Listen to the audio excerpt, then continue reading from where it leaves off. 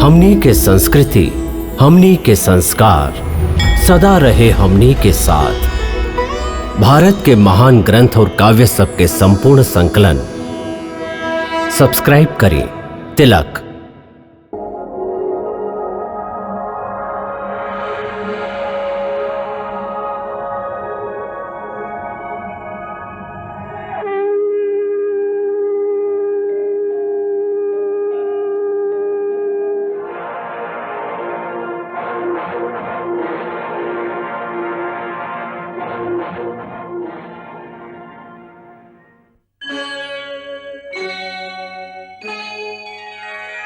कृष्णा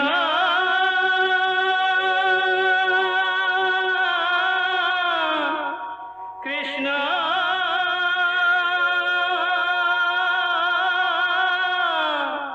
हरे कृष्णा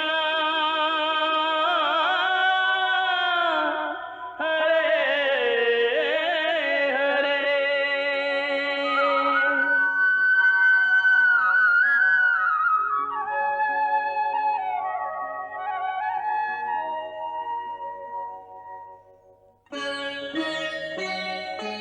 सच्चिदानन्दरूपाय विश्वोत्पत्त्यादिहेतवे तापत्रयविनाशाय श्रीकृष्णाय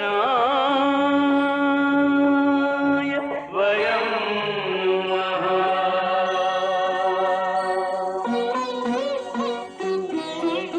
श्रीकृष्ण गोविंद हरे मुरारे, हे नाथ नारायण वासुदेव। हरे कृष्ण राधे राधे कृष्ण कृष्ण कृष्ण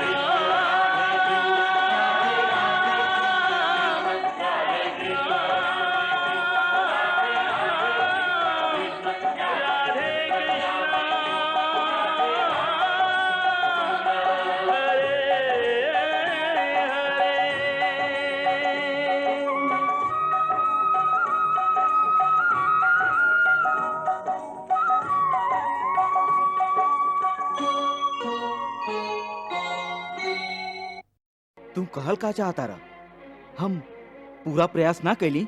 बिल्कुल यह कहल चाहत है पार्थ, काहे कि तू यमलोक से वापस लौटेला। तू ये काहे ना सोचला कि यमलोक से आगे और भी लोक हो सकेला? मतलब ई कि आवा हमरा संगे, हम दोनों यमलोक से आगे जाके उन लइकन के ढूंढब।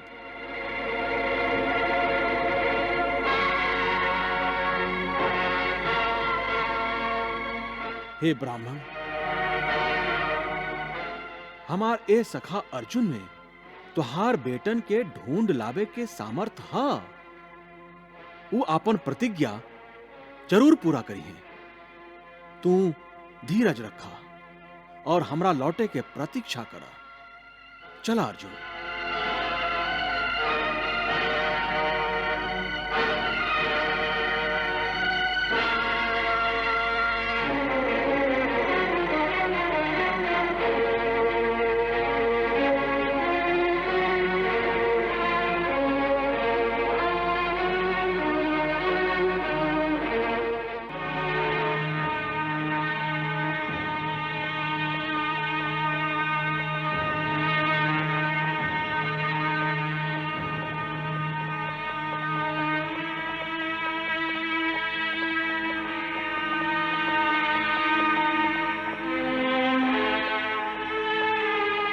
रुका दारुक।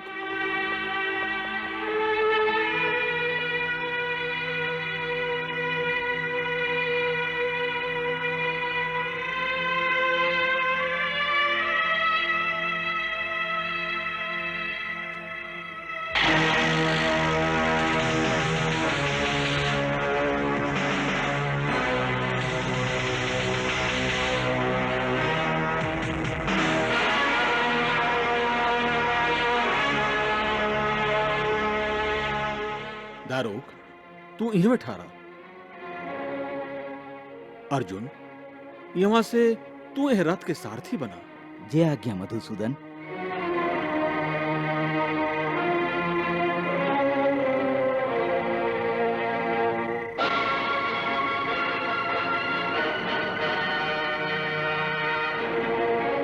पार्थ, चला।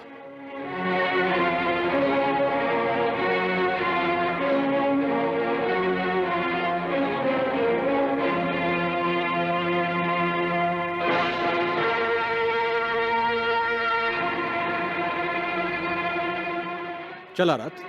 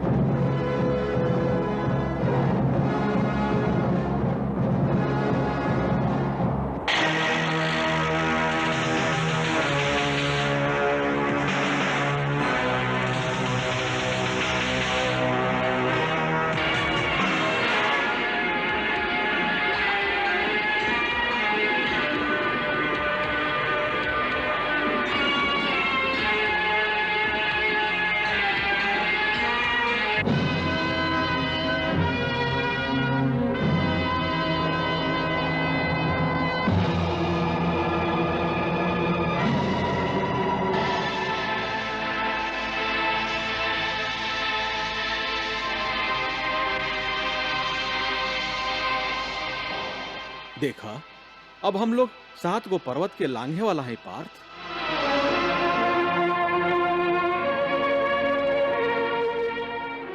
वासुदेव, आज जैसन निराश हम पहले कबो ना भइल रही। अब तो हमके अपन सामर्थ्य पर भी शंका होखे लागल है। हे अर्जुन, हम सर्वश्रेष्ठ धनुर्धर हैं। यही अहंकार से तू ग्रस्त हो गई रहा। ऐसन समझा तुहार अहंकार के हरण हो गई हा।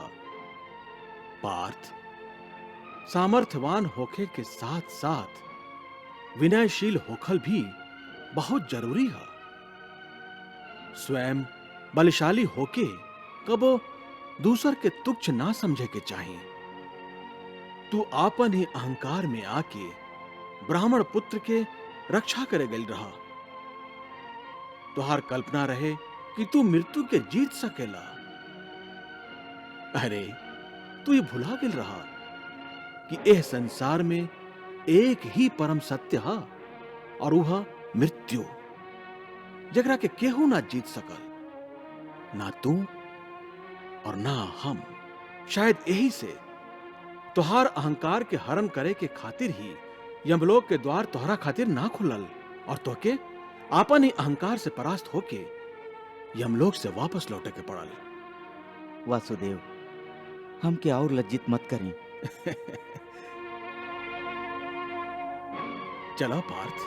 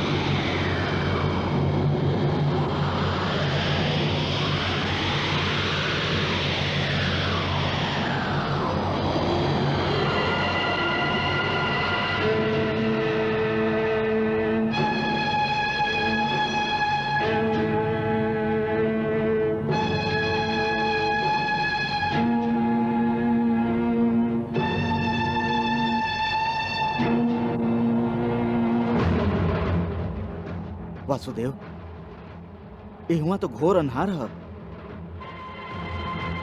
कहीं हम लोग मार्ग भुला के एहुआ भटक न जाएं। हमार रथ के घोड़ा के भी कुछ दिखाई ना दे रहा है।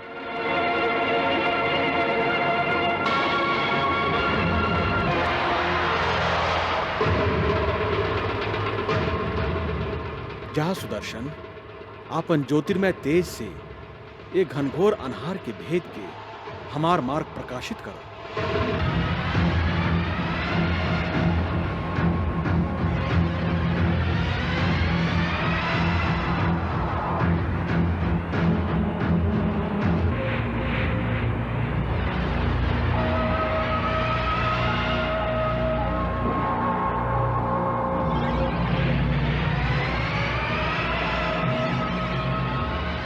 चला पार्थ।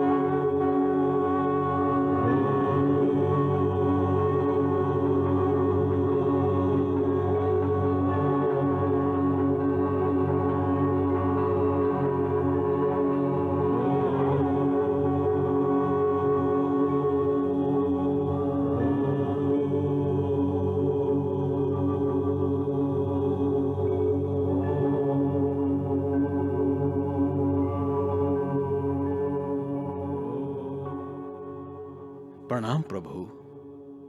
कहा वासुदेव श्री कृष्ण, कैसे आना भइल? आपके दर्शन लाभ लेवे और आपन सखा अर्जुन के कुछ बतावे के भी रहे। अर्जुन, श्री कृष्ण के संगे तोहरा के भी हमार दर्शन भइल। हम ही तोहके यहाँ बुलौले हैं। तुहार रथ के 4 को घोड़ा खींच के ले आयल बाड़न। ये सब 4 दिशा के प्रतीक बाड़न। तुहार रथ तुहार मन के प्रतीक है। मन पर जब अंकुश ना रहला तो यह चारों दिशा में भटक जाला। और जब मन के श्री कृष्ण जैसन रथी मिल जाए, मतलब अंकुश मिल जाए, तो वो अपने आप वश में हो जाला। तू 7 गो पर्वत पार कैले रहा। ई मनुष्य जन्म के प्रतीक है। 7 जन्म में भी मनुष्य बिना श्री कृष्ण के कृपा के भव सागर से मुक्त ना हो पावेला। बाकी जे श्री कृष्ण के हाथ पकड़ लेवेला, उता क्षण मात्र में मुक्त हो जाला। हे अर्जुन, तू अनहार से भरल काल रात्रि से होके आयल बाड़ा। ये अनहार तुहार ही अहंकार के प्रतीक रहे। भवसागर पार करत करत तू ही सोचत रहा कि विश्व के सर्वश्रेष्ठ धनुर्धर होके के बाद भी तू यम के द्वार ना खुलवा सकला। ये अनहार हमरे महामाया के प्रतीक रहे। इन्हें सब कुछ जन्म लेवेला और यही में सब कुछ नष्ट हो जाला।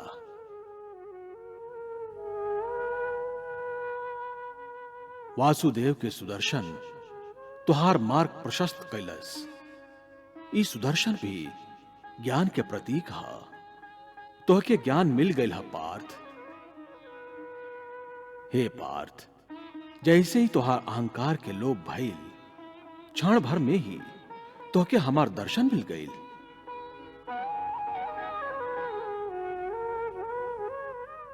हमके क्षमा करें दीनानाथ। हमारा अपराध के दंड ओह ब्राह्मण के मत दही, ओकर बेटा हमके लौटा दही दीनानाथ। अरे तू दोनों के इहवा लावे खातिर ही हम ओ ब्राह्मण के चारों बेटा के अपन लोक में बुलावले रही।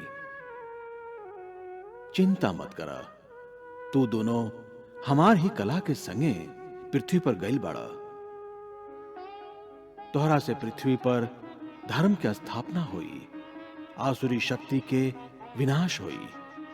जा लोक मंगल करत करत धर्म के आचरण करा। तू दोनों ऋषिवर नर और नारायण बाड़ा।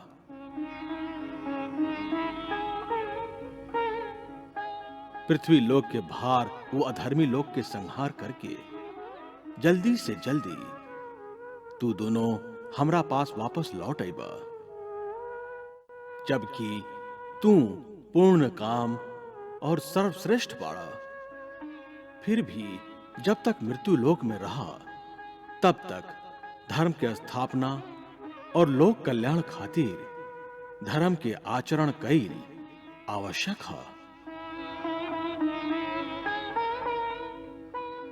जैसे संसारी तुहार सत्कर्म के अनुसरण करत रहे। आपके कोटि कोटि प्रणाम प्रभु, आपके कोटि कोटि प्रणाम। ला हम तो के ब्राह्मण के सगरे पुत्र वापस लौटा देते हैं।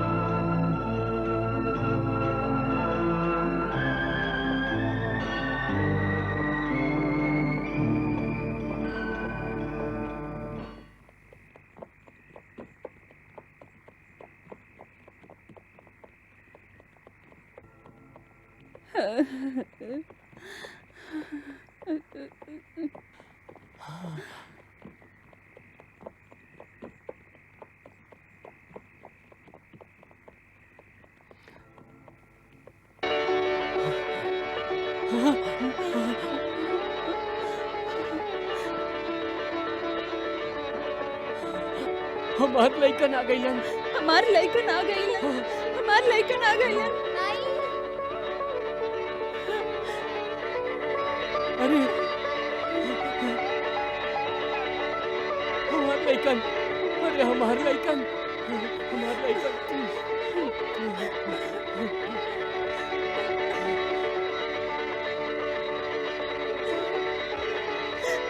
हमार लइकन, हमार लइकन।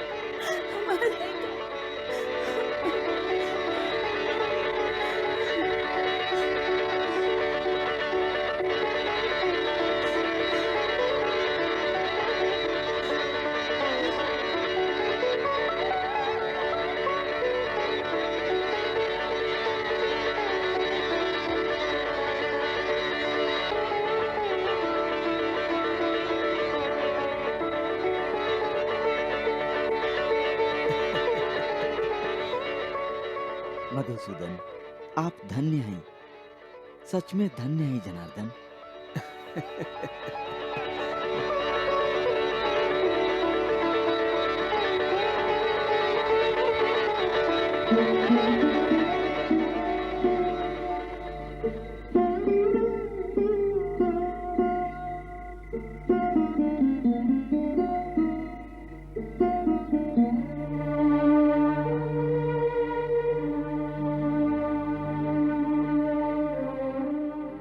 हम नहीं की जानत कि तू लोग के बाड़ा, कहवा से आइल बाड़ा।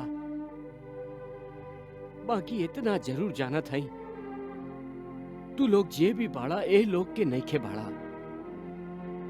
काहे कि जे काम तू लोग कर दिखौले बाड़ा उ ए धरती के मनुष्य खातिर असंभव है, असंभव। हम पीड़ित होके आवेश में आके तोहरा पर जे भी आरोप लगौली जे भी कटु शब्द कहली उ सब झूठा आरोप रहे। ओकरा खातिर हमके गरीब ब्राह्मण के क्षमा कर दा, क्षमा कर दा द्वारकाधीश, क्षमा कर दा द्वारकाधीश, क्षमा कर दा द्वारकाधीश, क्षमा कर दा द्वारकाधीश।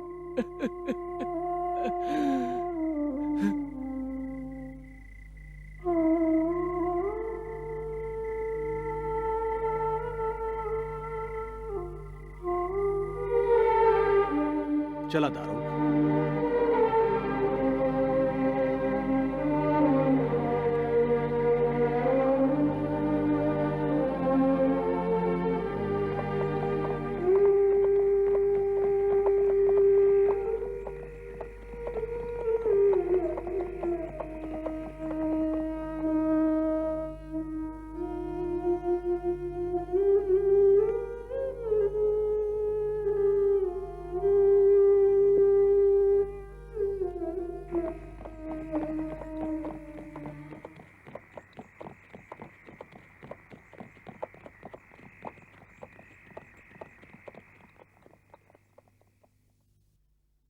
अरे रथ काहे रोक देला पार्थ?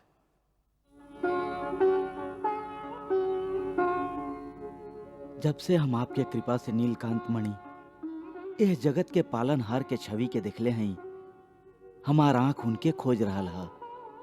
त अबही हमार मन पूरा तृप्त ना भइल हा। ओह छवि के एक बार और देखे के मन हा। फिर आपके छवि में और श्री हरि के छवि में कौनो अंतर निखे। हमार मन है कि आपके भी फिर वही रूप में हम श्री हरि के पूर्ण कला के संगे देखी। हम वह विराट चिरंतन सत्य के आप में देखल चाहत हैं। का आप हमारी इच्छा पूरा ना कर सकेली? अवश्य कर सकीले। हमार आंख उ स्वरूप देखे खातिर उत्सुक है जनार्दन। बाकी तू ए चर्म चक्षु से हमार स्वरूप के ना देख सकेला पार्थ। हमरा वरी देखा, पहले हम तो के दिव्य दृष्टि प्रदान करत हई।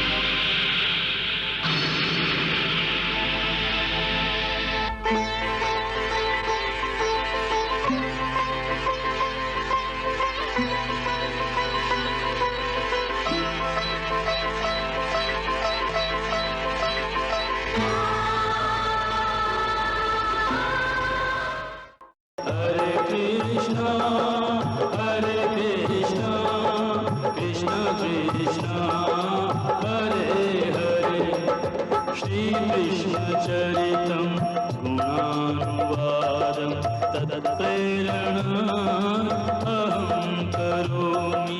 मम भावगीतं हृदयस्य प्रीतं त्वत्पद्मपादे समर्पयामि। हरे राम राम राम हरे हरे, हरे कृष्ण कृष्ण कृष्ण